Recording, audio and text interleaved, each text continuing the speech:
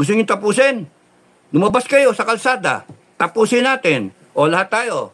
Very important, malinaw ang issue. Ano ba ang issue?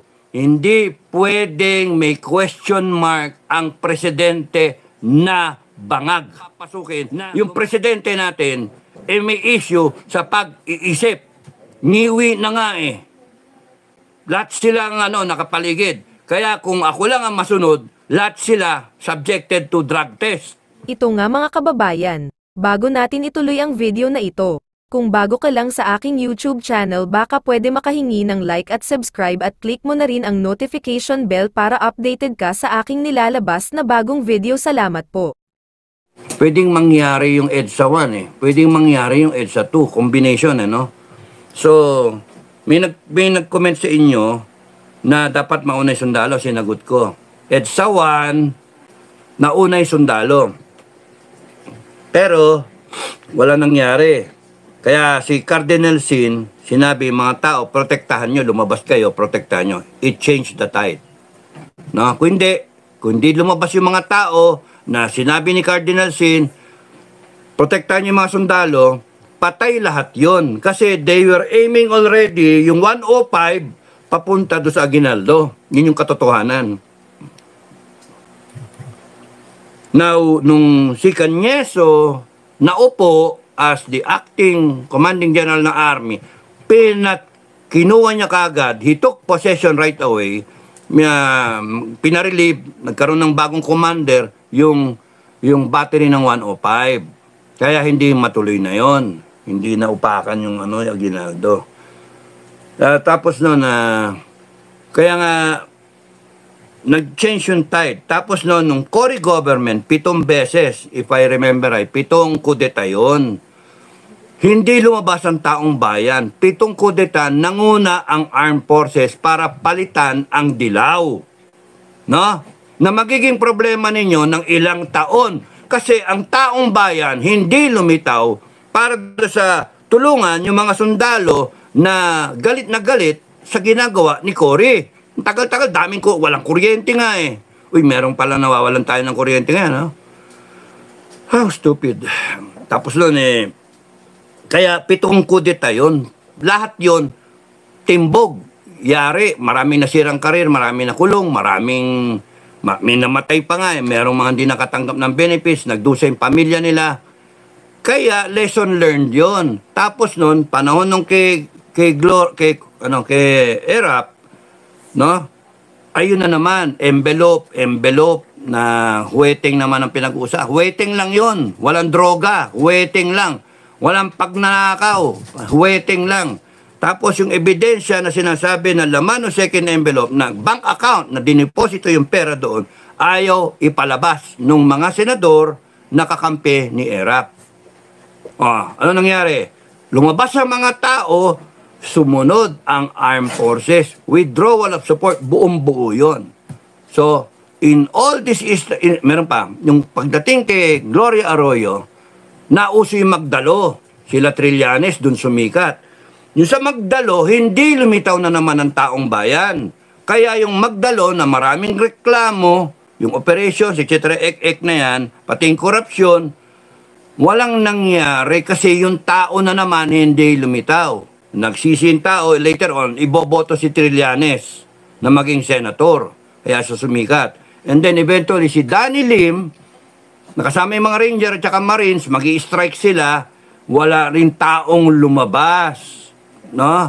Kaya, yung mga nagsasabing lumabas ang armed forces, lumabas yung mga men in uniform, hindi lalabas.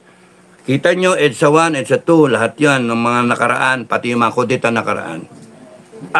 Ang combination is, no, taong bayan magpakita ng kanilang sovereign will. Ano ba talaga gusto ninyo, taong bayan? Pilipinas, ano ba gusto nyo? Gusto nyo ba na ginagago kayo ng mga politiko? Gusto nyo bang abusado ang mga politiko ninyo? Gusto nyo ba na mga walang yan, gusto nyo ma-extend yung kanilang poder? At yung mga anak-anakan pa nila ang magro-rule sa inyo. Gusto nyo ba na nang naghihirap kayo? Gusto nyo ba yung inflation, etc., etc.? Gusto nyo ba yung nangyayari sa piseso? Gusto nyo ba lahat ng yan? Gusto nyo ba na Bumabiyahe yung presidente, kung ilang biyahe na, tapos nun, ang bansa natin, ganito. Gusto nyo ba na yung magkagera tayo with China? No? At lalaban kayo para sa kanya. Para sila, continue sila sa presidency nila. Or, nasa abroad sila. Mantalang kayo, mamatay kayo sa gera, makamag-anak nyo, mga anak nyo. Kung ganun ang gusto nyo, de wag kayong lumabas. Wag, hayaan nyo lang. Let it be, patapusin yung term. And then, kung sino yung susunod dyan? Kung may chance si Inday Sara. That's the, no.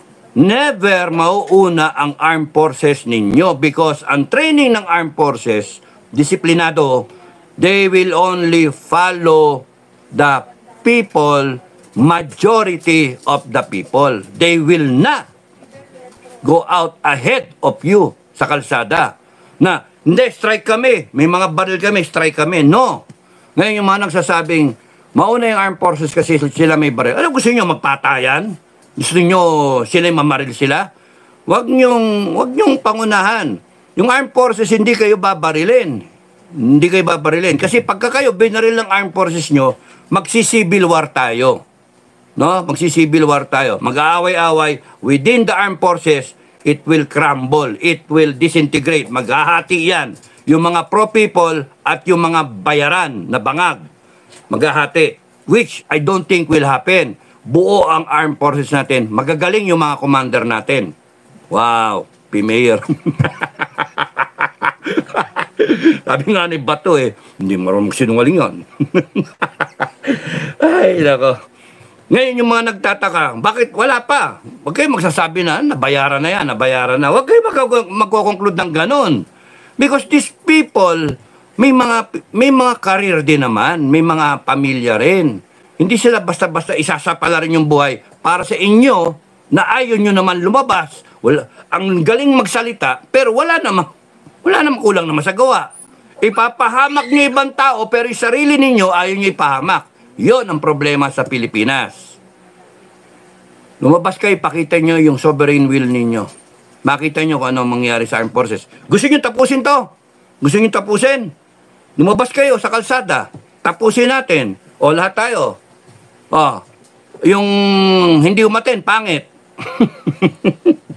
Lumabas kayo sa kalsada. At kinabukasan yung mga nasa kalsada lang, yun lang nakakulong.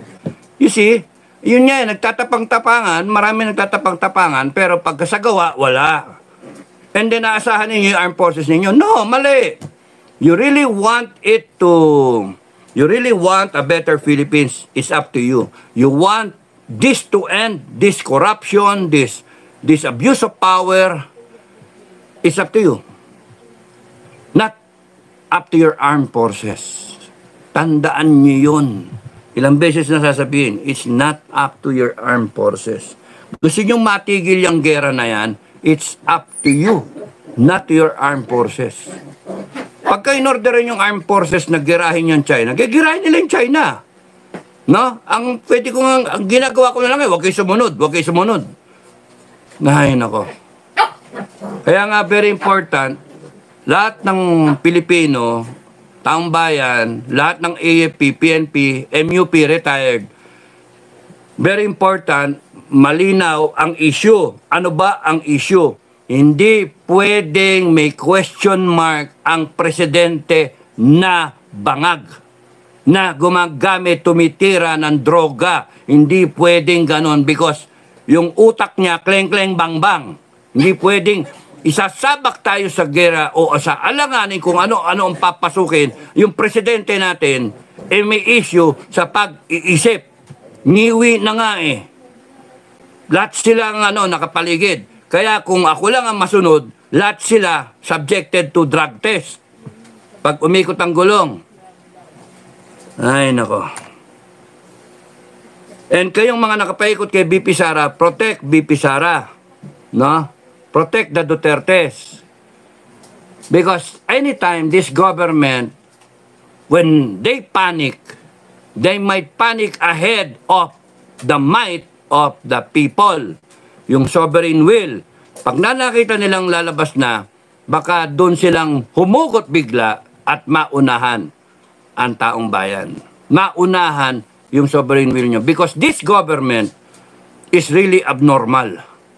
dysfunctional. I have never seen in my whole life na ganitong klaseng abusado. Not even the father. Not even GMA. Not even Fidel. Small time si Fidel. Push up lang kailangan doon.